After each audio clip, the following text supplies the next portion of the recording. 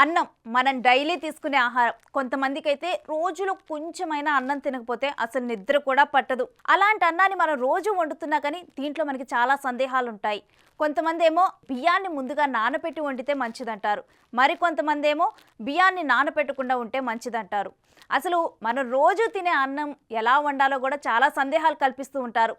అసలు దాని గురించి ఒకసారి చూద్దాం. కొత్త పరిశోధనలు ఏం చెబుతున్నాయి? అయితే రైస్ నానబెట్టడం వల్ల నష్టమే తప్ప లాభం లేదంటున్నారు నిపుణులు. రైస్ నీటిలో నానబెట్టడం వల్ల ఎలాంటి సమస్యలు ఎదుర్కొంటామో ఇప్పుడు చూద్దాం. అన్నం వండే ముందు బియ్యం నానబెట్టడం ద్వారా అన్నంలో ఉండే కార్బోహైడ్రేట్లు, పోషకాలు మొత్తం పోతాయట.